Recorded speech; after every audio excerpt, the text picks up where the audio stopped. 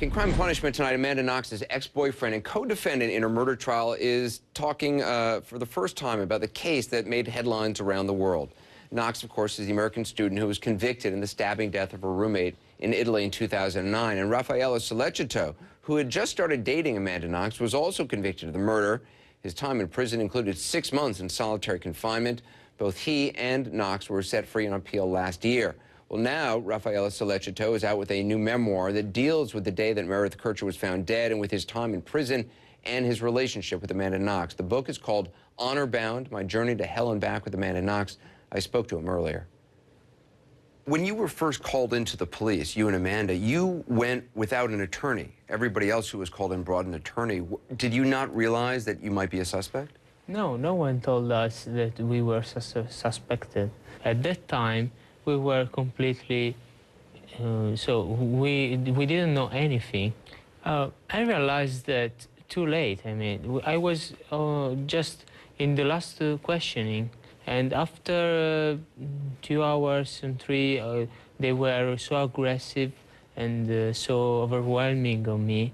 I started to realize that something was really bad and wrong, but it was too late. One of the things when Amanda was questioned by police, she ended up kind of saying things which kind of implicated her and implicated you. It made it sound as if maybe she had been there when Meredith Kercher was killed.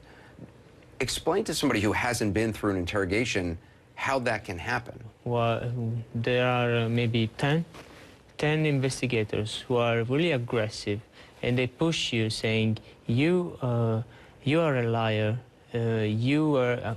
just to me, saying, you're stupid, you're covering a slutty, a whore, a slutty girl. She will be back in Seattle, and you will never see her again. You fell in love with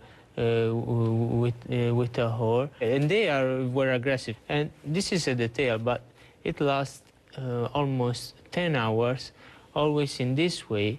And after you are exhausted and you don't sleep, they threaten you, saying you will be in jail for the rest of your life. You will never see your parents again, and you give them whatever they want. When you were found guilty, I mean, did you really think, okay, this is it? It's not going to. And was there a moment where you kind of thought the appeals aren't going to work? I'm going to spend the rest of my life in jail? No, I was almost hopeless, but I would never say that nothing will work. I also had the hope. I just thrown the truth after me and said, I have nothing. I have lost everything. The truth is more important than my life now. Because in any way, my life is not worth of living without the truth. And that's why you wanted to write this book. I mean, because Meredith Kercher's family, I know, was against the idea of a book being written. But for you, why was it so important to tell your story? To make people understand, all the people who follow with the case, to make people realize and understand the truth.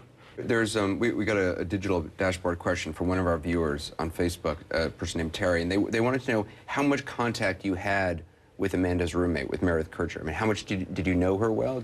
Had you seen her much? Well, not so much, because we just dated for 8 days, 9 days. I think that's one of the things a lot of people are surprised about. They kind of assumed you guys had been together for a long time, that it was this great love affair. You had only been together for 8 or 9 days with Amanda. Yeah. And yeah, it's surprising. It seems to be crazy, but it is. You're still in touch with Amanda Knox? Yes. We Skyped yesterday, actually. You Skyped yesterday. And what is that connection? What is that conversation like? I mean, you've been through something that nobody really else can imagine. Well, in our conversation, we talk about family, about relationship with friends, about movies, books, music, CDs, anything. I mean, like friends. We're like very good friends. We are now almost, yeah, we are almost a brother and sister. we passed through a lot together. She's seeing somebody else. You're not involved romantically. No. She has a boyfriend now, and I'm moving on with my life separately. Prosecutors in Italy have said that they want to continue forward with the case, though, that they want to try to overturn the verdict. Are you concerned about that? Anyway, I will defend myself until the end. Rafael, I appreciate it. Thank you. Thank you so much.